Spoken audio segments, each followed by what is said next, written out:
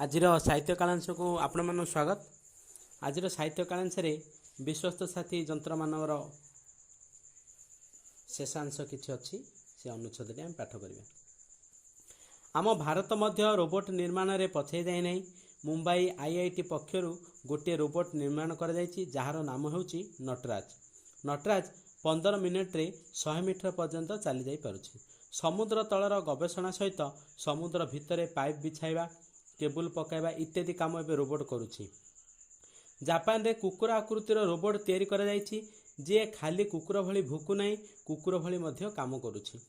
Tokyo सहरर केतेक छक जगार ओमुकुन नामक पक्षी रोबोट रखा जायछि जो माने विभिन्न प्रकार पक्षी भली मधुर स्वर रे राब करुछन्ति। तो आम भारतर मध्य वैज्ञानिक विज्ञान और प्रजुक्ति विद्यार प्रसारण फल आईआईटी मुंबई आईआईटी पक्षर engineering college Indian Institute of Technology IIT पक्षर एक रोबोट निर्माण कराई जार नाम दिखाई नटराज। से रोबोट कौन करुच्ची 15 मिनिट रे 100 मीटर पर्यंत चली जाई पारुछि। बर्तमान समुद्रर तलर गवेषणा सहित समुद्र भितर पाइप बिछाइबा, केबुल पकाइबा इत्यादि काम रोबोट करुछि। अर्थात समुद्र रे गभीरतम पर्यंत जल, से गभीर जल मध्य कौन सी वैज्ञानिक गवेषणा किंबा पाइप बिछाइबा एभली कष्टसाध्य काम करवा समय सापेक्ष और खर्चांत अधिक टंकार विनिमय होगा पड़ो। यही सब काम रोबोट द्वारा बर्तमान कर। जापान रे कुकुर आकृतिर रोबोट तैयारी कराई। सेमाने खाली कुकुर भली भुकु ना, कुकुर भली काम कर। कुकुर जपरी एक विश्वस्त जीव सब काम करे, ठीक से भली काम कर।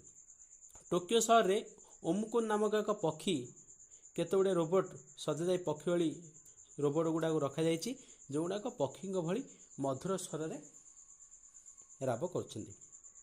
रोबोटर काम क्रमे बढ़ी बढ़ी जाउछि। युद्ध क्षेत्र में मनीष जीवन प्रति विपद थिबारु भविष्य में हाथ में अस्त्र धरी और पिठी बोमा बांधी युद्ध करने को रोबोट को पठाइबा पई चिंता करागलानी। महाकाश रे कृत्रिम उपग्रह भग्नांश रॉकेट और महाकाशयान अचल जंत्रपाति चारिआडे बिछे होई रहिबारु भविष्य में महाकाश यात्रा विपदपूर्ण हो पड़िबो। एगुड़ी किपरि सफा करा जिवो ताहा एक समस्या परिणत होईछि। एही काम रे रोबोट को लगाइबा विज्ञान माने बुद्धि पांचिलेनी। अर्थात बर्तमान जो महाकाश रे कौन सी दुर्घटनावशतः कौन सी रॉकेट सेठारे ध्वंस विध्वंस हो गला कि कौन सी मनुष्य मृत्युवरण कले सेमानकर से अंश गुड़ाक जेहेतु महाकाश रे कौन सी माने वायुमंडलर अभाव, वायुमंडल न थाए और माध्याकर्षण किंबा कौन सी प्रकार शक्ति नथिबा हेतु सेठारे सब जिनस प्राय भासी थाए। ठीक से भली जो जंत्रपाति भग्नांश और मनीष गुड़िक सेठारे मृत अवस्था अच्छे से गुड़ा सब एते प्रकार जाल भली बिछे हो गले भविष्य में महाकाश जावाटा कष्टसाध्य हो। तेणु वैज्ञानिक माने बर्तमान विभिन्न प्रकार उपाय पांचिले जो गुड़ाक द्वारा रोबोट को पठा जाए से गुड़िक किभली पृथ्वी पृष्ठ को आसब कि सेठारे तार स्थान को अन्य आड़े नहीं सेठारे खाली करा जिवो से विषय विभिन्न गवेषणा चलछि। ताहले आउ चिंता कौन?